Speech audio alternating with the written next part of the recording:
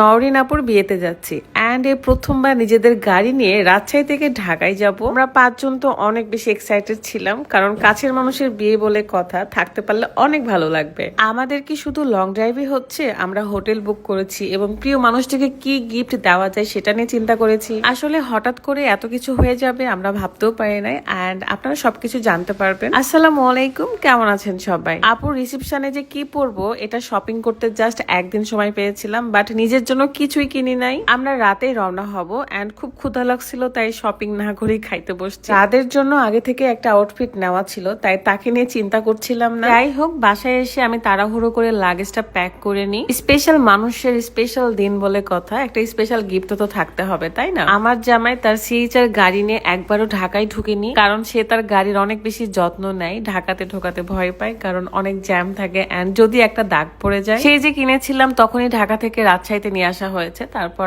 আর যাওয়া হয়নি। আর আজকে প্রথমবার যাচ্ছি, কারণ হঠাৎই 5 জন যাওয়ার প্ল্যান হয়। আমি, স্মৃতি, বাপি ভাইয়া, তৃষা, রাত। অনেক ক্ষুধা লাগছিল, তাই আমরা সিরাজগঞ্জে এসে একটু খাওয়া দাওয়া করি। আমি যেখানে কি কি বক বক করছিলাম জানি না, বাট অনেক খুশি লাগতেছিল। তার মধ্যে আমাদের সাথে কিন্তু নতুন মানুষও রয়েছে, বাপি ভাইয়া। বাকি ব্লগটা দেখানোর আগে একটু দেখাতে চাই, আমরা সবাই চাই আমাদের স্কিনটা ভালো থাকুক, আমাদেরকে দেখতে সুন্দর লাগুক। বিউটি ভায়োলেটস ফেসবুক পেজ থেকে আমি এই নাইট ক্রিমটা নিয়েছিলাম, আর আমার স্কিনে কিন্তু অনেকগুলো তিল রয়েছে, লাল তিল, বিশেষ করে নাকের ওপর। যাদের স্কিনে ব্রণের দাগ কিংবা রোদে পোড়া কালো ভাব রয়েছে, তারা কিন্তু বিউটি ভায়োলেটস ফেসবুক পেজ থেকে নাইট ক্রিমটা নিতে পারেন। পেজটা আমার ভিডিও ডেসক্রিপশনে দেওয়া আছে, তবে অবশ্যই মাথায় রাখতে হবে আপনাকে দিনের বেলা সানস্ক্রিন ব্যবহার করতে হবে, তাহলে আপনার স্কিনের একটা বেস্ট ফলাফল পাবেন। সো স্কিনকে দাগমুক্ত এবং ব্রাইট করতে চাইলে এখনই অর্ডার করে ফেলুন। সিরাজগঞ্জে নেমে আমরা সিল্ক সিটি ইন এই রেস্টুরেন্টে খাওয়া দাওয়া করি। এর আগেও বেশ কয়েকবার এখানে এসেছিলাম, এই কারণে আমরা বারবার এখানেই আসি।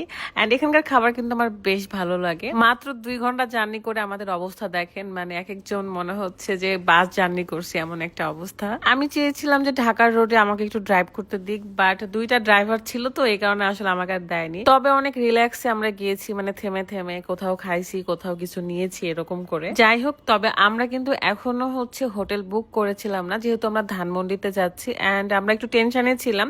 এর মাঝখানে দেখি আমাদের সামনে একটা কার পড়েছে, যেখানে লেখা ছিল ডোন্ট টাচ মাই কার। এইখানে গাড়িটার সাথে আমরা অনেক মজা করেছি এবং তারাও কিন্তু আমাদের সাথে অনেক এনজয় করেছে। জানি না ওনারা কারা ছিল, বাট 2 গাড়ি কিন্তু কাউকে না দেখতে পেয়েও আমরা এনজয় করেছি। যাই হোক, আমরা চলে এসেছি হোটেল সিটি ইন্টারন্যাশনালে, যেখানে বাপ্পি ভাইয়া নাকি এর আগেও ছিল। অলরেডি এখন বাজে প্রায় 5টা, তাই আমরা কিন্তু বেশি আর হোটেল খোঁজাখুঁজি করিনি, এই হোটেলে উঠে গিয়েছি।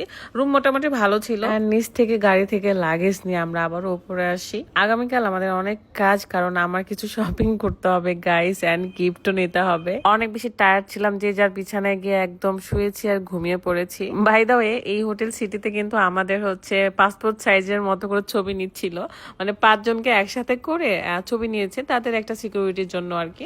তখন আমরা আবার ভাইয়াকে বলেছিলাম, ভাই আমাকে একটা ভিডিও করে দেন, কারণ আমরা ঠিক এমনি বসেছিলাম। দেখেন ভাই রে ভাই, আমরা এত এনজয় করছি বিষয়টা নিয়ে। যাই হোক, আমাদের খুব ভালো লেগেছে। রিসেপশনের ভাইয়াগুলো আমাদের সাথে অনেক ভালো বিহেভিয়ার করছিল, আসলে তাদের বিহেভিয়ারটাই ভালো। এত টায়ার্ড লাগছিল যে ঘুমানো ছাড়া কোনো উপায় নাই। আমি রাতকে টাটা বাই বাই করে শুয়ে পড়লাম। সিঙ্গেল বেড সবার, যে যার রুমে চলে গেছে, এন্ড আমরাও কিন্তু এখন ঘুমিয়ে পড়বো। দেখা হবে হরিনাপুর বিয়েতে, মানে রিসেপশনে। আল্লাহ হাফেজ, আসসালামু আলাইকুম।